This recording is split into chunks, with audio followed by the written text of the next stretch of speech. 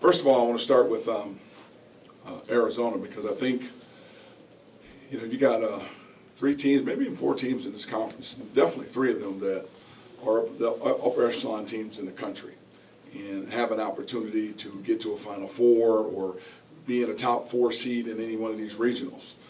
With that being said, I felt like we played them tough down at their place, and I really felt like we did some things and made some adjustments that caused them some problems in playing them tough here.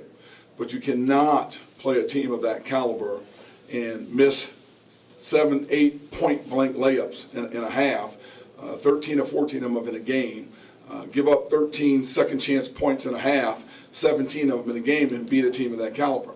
And when I say miss point-blank layups, some of them were contested, but they're still right there to score.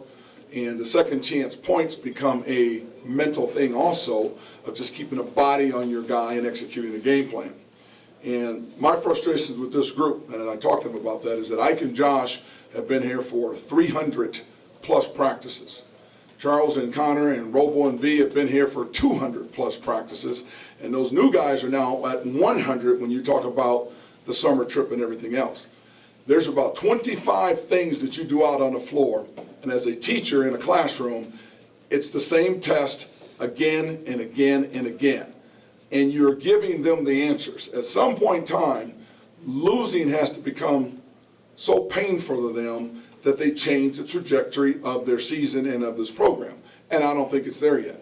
If you can walk out of that arena and go home and a family member or friend rubs your back and has you feel good, if you don't go home and something burns in your belly and you want to make some changes, it will continue to happen. And that's the last piece of where we're at with this program, because certainly I feel like we're talented enough to play with some of these teams. Obviously, we've been in the games with them.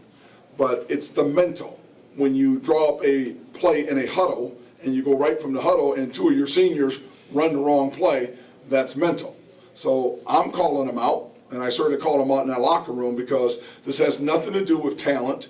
It has nothing to do with the energy in that building. It is your preparation to the game. It is your accountability to your program, to your scholarship, to your student body, to have their tails ready to play and locked in mentally, that they do not allow themselves to continue to make the same mistakes we've been making for about the last 4 or 5 weeks of the season. They're good guys. They have excellent chemistry. They're good in the classroom, but they need to get better in my classroom, because, again, it's very frustrating when it's the same things again and again. The lack of focus on blockouts, the focus on making layups, and more importantly, the pride and something burning inside of you that you're not going to let this happen again. And I'll shut up for a minute. With players who have had so many practices still making the same mistakes this late in their career with so few games left in the season, at some point, do you just start to play for the future with the younger guys? There's no younger guys sitting there. The younger guys are the red shirts that are sitting there. Malachi's getting plenty of minutes. V and Robo are in that area that I'm telling you with 200 practices that are breaking down right now. So there's really no young guys sitting there. You got Jeff Pollard sitting there. He can get enough minutes right now to play. So it isn't about playing young guys because they're redshirting. What it's about is raising the bar, because I'm not going to lower my bar. I'm not. And you can be in an environment to where you can be made to feel good and be mediocre and walk around and feel really good about yourself. That's what needs to change, because these guys get everything handed to them. We take really good care of them. We do a good job with them. And I think, again, the mediocrity has got to end. And that's the pride thing, the burning in the gut thing. They've got to take some personal pride. So, no, I'm not going to bench seniors and do all that. I want those seniors to close out their career as winners here at home. I want that group that's right behind them, Robert Franks and Viante, to show that they're ready to take over the reins in terms of leadership and pride and toughness. I want those young guys, the Malachi, Jeff Pollard, Keith and them, they need to be able to step up also and understand, okay, we've got this thing figured out. So it isn't a panic thing to sitting guys down. It's a pride thing. And we talked about that going in the year, that the talent is there. Obviously, the system is really good, because they can't get you a better shot than a wide open layup, a point blank layup, or a wide open jump shot. It now becomes your ability to get locked in mentally and let it burn in your gut enough that you are not going to let your school down anymore, and I'm going to fight like crazy to turn and win. That's the last piece. And that's the thing that I'm frustrated at, and I let them know that in the locker room the right way. With only 4 games left in the regular season, do you feel like it's too late to make the changes for the older guys, or can they still do it here in the next few It's weeks? not too late because, again, we played well in this game in the first half. We just missed layups. So it's not like they're not listening. It's not like they're not good enough. So, no, Ike and Josh are playing for a lot.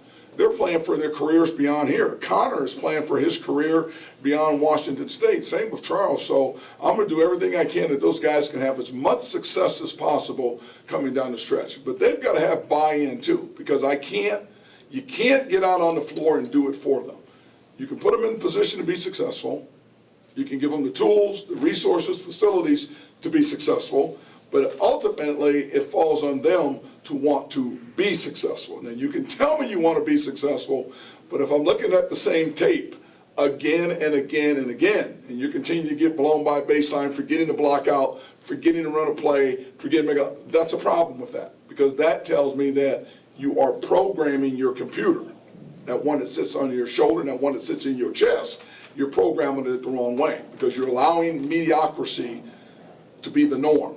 That's not the norm in my life. That's not the way I coach. We will get it right. And I've told them before, either get on board or get the hell out of the way. But we've got to get this done, and we're going to get it done. So those guys are going to play hard for me down the stretch, and I expect them to respond and bounce back. All of them, seniors, juniors as well. Coach, your 4 seniors, they only have a couple home games left. To you, what do you think their lasting legacy with the program is going to be? Well, to me, it's going to be how they want to close it out. They've got Arizona State, they've got the Huskies here, then you're on the road at UCLA and USC, and then you've got the Pac-12 tournament. So I look at it as more than just those games. They have an opportunity to even go on a run. This is a good basketball team that's just right there.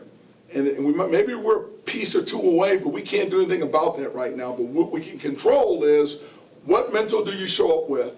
What mental do you perform at? And not forgetting, just keeping that mental sharpness there because you have an opportunity to leave a legacy that at least this team came a long way this year. And I think when you've seen us play, you can attest that, wow, they're a lot better. Boy, they're hanging in these games. Boy, they can play with Arizona. They played USC. They played with Oregon. They played UCLA. But you're not winning yet. So don't allow yourself to be rewarded for being better. We still haven't turned the corner with getting the W's that we need to get. Any W we can get is going to be beneficial for our future and for those guys individually as well, too. That's why I fully expect them to bounce back. So I'm not in there throwing chairs or beating up grease board. I'm parenting right now. This was a parenting moment in that locker room about how you do not allow yourself to be mediocre, and you do not allow an environment that'll allow you to do that because the environment maybe won't beat you up like it should.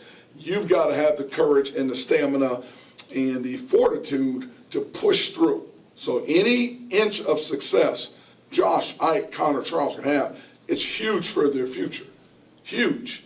And obviously for those young guys as well, too. And that's where we'll go. We'll keep pushing. Why do you think mediocrity is kind of spread throughout the team? Say it again. Why do you think mediocrity is kind of spread throughout the team? It isn't necessarily spread throughout the team. You're in a program that's still building. I'm just saying don't accept your fate. Change your fate is all I'm saying. So don't let me sit there and say mediocrity. You got 5 freshmen that have been above a 3.0 ever since they walked in the door here. That's hard to do.